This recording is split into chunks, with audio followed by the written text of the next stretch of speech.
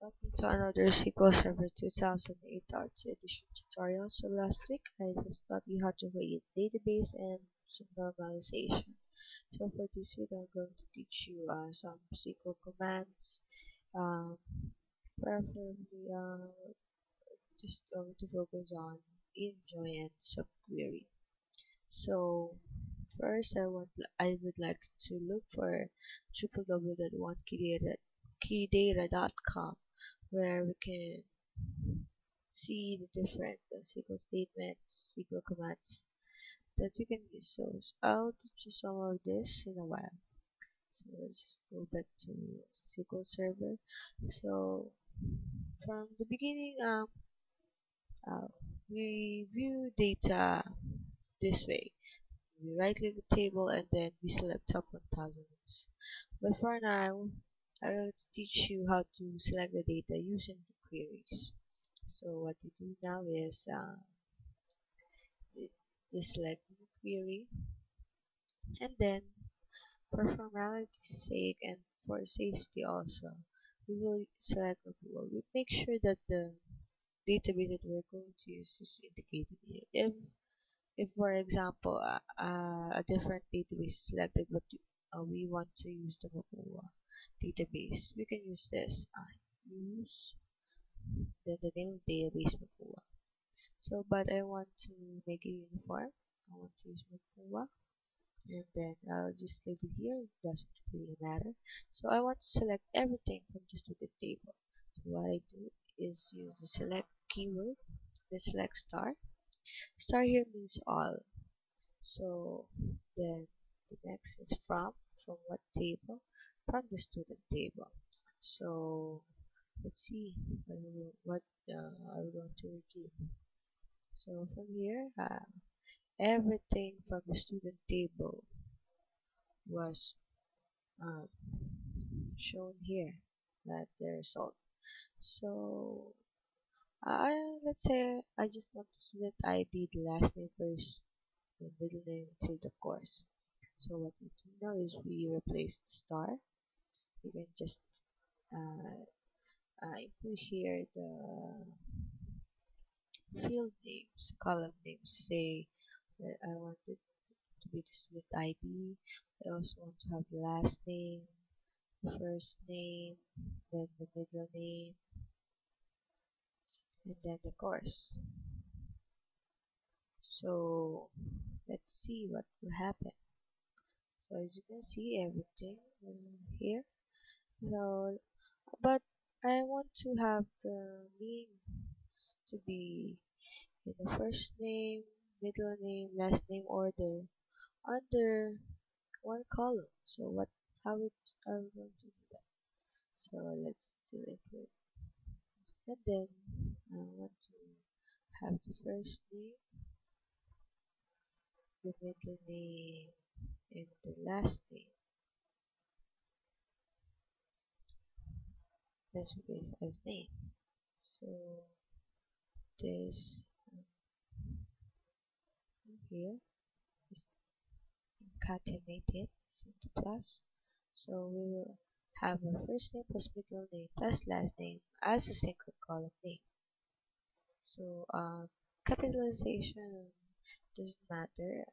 Um, Actually, we keep using capital letters for the keywords for formality's sake, but I'll show you that still works. So we'll select execute, and then look, um, there the first name, middle name, last name already under single column.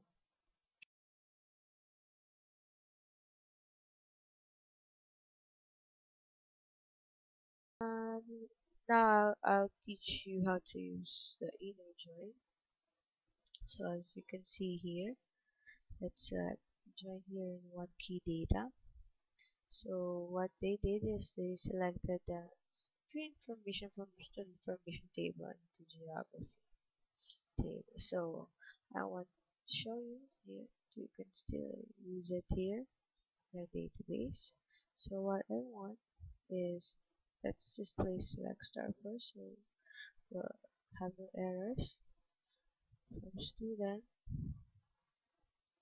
join. I want to select also the data from our student other info. So I'd like to have student other info, and then we want to show that as you can see here. I want to show you that our student other info table also has the student ID column. So I want to indicate that the student ID in the our student table is similar to the student other info table. So what we do now is we put an alias for our tables. So I want to name my student table as A, and I want to name my student table as B. And I also want to indicate that the the student ID from my table A, which is student, is the same as the student ID info student ID. So uh, I want to, let's say I want to select the student ID from table A, student ID, and I want to have also the last name, also want to have the first name, middle name, and also I want to select, for example, the phone number of the student. The phone number is in student or in other info, so we will select B, and then we'd also like to select the permanent address. So let's see what will happen. So what I retrieve now is the student ID of of the students, also the last name, first name, middle name, phone number, and then the permanent address. So what SQL Server did here is they match the student number from the two tables. That's why the phone number from the second table and the permanent address match the student from the student table. So basically that's inner join.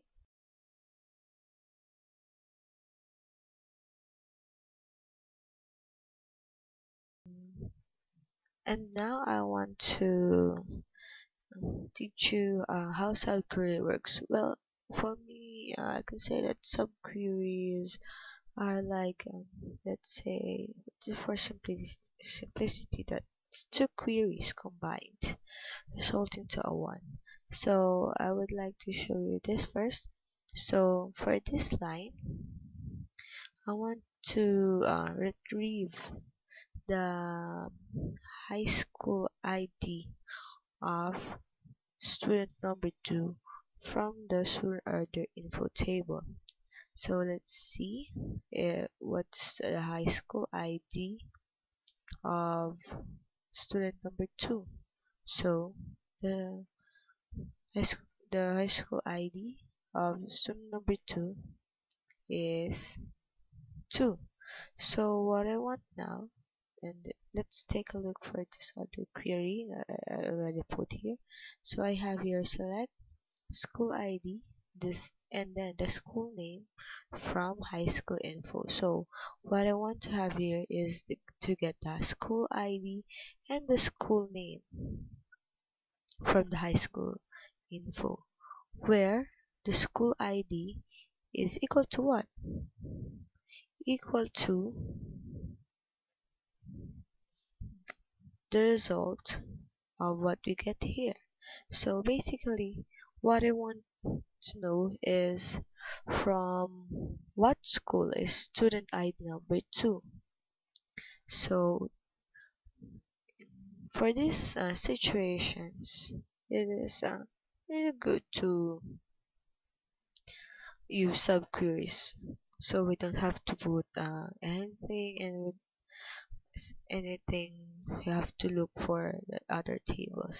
So what I want now is to select again here, and then select from what? Where school ID is, the result is. So subqueries are enclosed in parentheses, so make sure that it retrieves only one. So now what I have here is I want to return the school ID and the school name from high school info, where the school ID is equal to the high school ID of student number 2. So I want to know the school name of school ID number 2. So let's see what's the result. So now I can we can see that the school ID number 2 and the school name is the Holy Spirit School.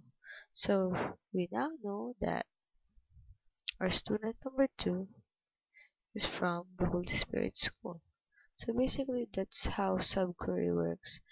Um, Again, thank you for your time, and make sure to check out www.onekidata.com for SQL tutorials, commands, tabling, and other advanced things. So thank you and have a nice day.